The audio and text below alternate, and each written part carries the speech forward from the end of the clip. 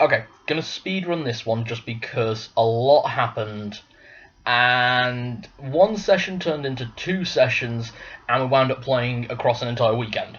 So, footnoted things. Uh, I divided up the loot for the party that they didn't actually find because I forgot to roll up loot before the session started. I felt like such an idiot. I'd worked out EXP, enemies, everything else. I just hadn't actually rolled up what loot they were going to find.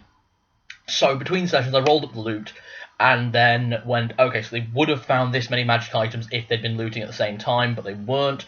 So, tell you what, the city is going to divide that among all the people affected by the attack.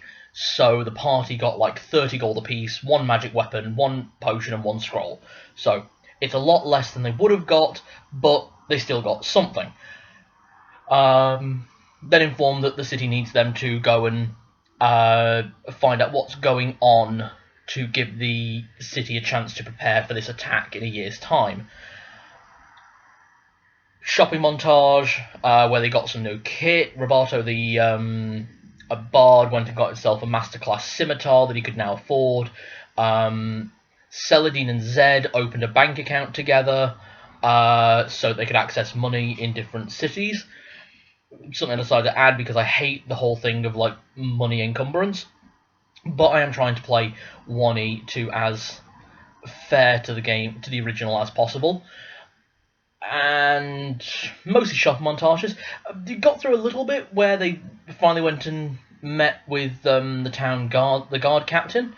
While there, Narlock informed about the death of Rupert in his zero session. Doesn't know about him. Speed forward a little bit. Got another mission. They got something like 15 missions that they needed, including one that they were going to do that session where they had to get the love letters between the owner of the magic shop and the owner of the potion shop. Turns out they'd be having a bit of a liaison, and he was very unhappy that she was not exclusive to him. So they wind up doing that. That was rather entertaining for the most part. But the most entertaining thing was when Narlock told about Rupert. Fact turns out in Rupert's will, whoever so shall kill him or at least report his death will receive the key to his shack. Now I had a table of things they could roll on a search check that they would find in Rupert's house. I didn't expect anyone to roll a 20 because Roberto, the bard, found a letter addressed to Lacebark, and if you remember, that is the surname of Celadine, the illusionist being played by my wife.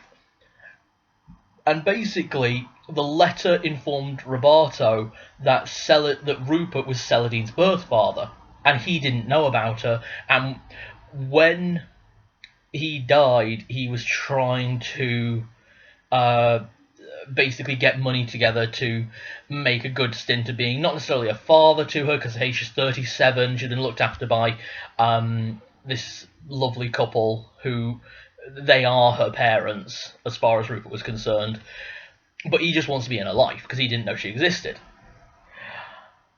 Roberto tried to keep that secret, but Narlock, in his infinite wisdom, knew he was lying and made him come clean about it, which, if you remember Narlock's zero session, is biting him on the ass. So that was the main session. There was some one-on-one RP between me and my wife, basically role-playing her confronting her adoptive father about that, because she'd been told that she'd been left at the Dragon's Nest and was then given to them. So she's now learning a lot of what she'd been told is a lie.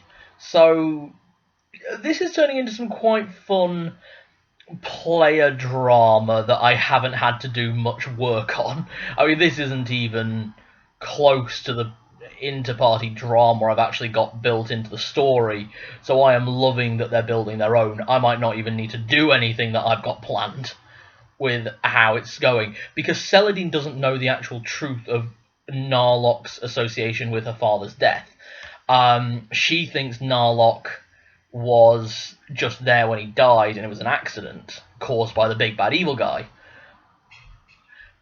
Narlock is not telling her the truth. That's what he's letting her believe, which resulted in her, as a thank you present, buying him a very nice dagger, like good quality, minor enchantment. It was a main ghost, so a parrying dagger, so it increases his armor class. Very expensive. One of the only things she actually bought with the money that she'd gotten as a reward for the mission. And as players, you can see what they're doing, because as players, they know what's actually happening. They know that Narlock in-game killed Rupert to save his own skin, but they know their characters don't know that, and that's how they're playing it. So Celadine, the character, is twisting the screws on Narlock, and it's going to be interesting to see what breaks first, or if I need to do a big reveal. All this goes as a secret the entire campaign, and this is something Narlock takes to his grave. So that was the first session of a weekend of games. The next video will be them finally entering a dungeon and explaining what the dungeon is and why they got it. So, come back for the next video. Bye.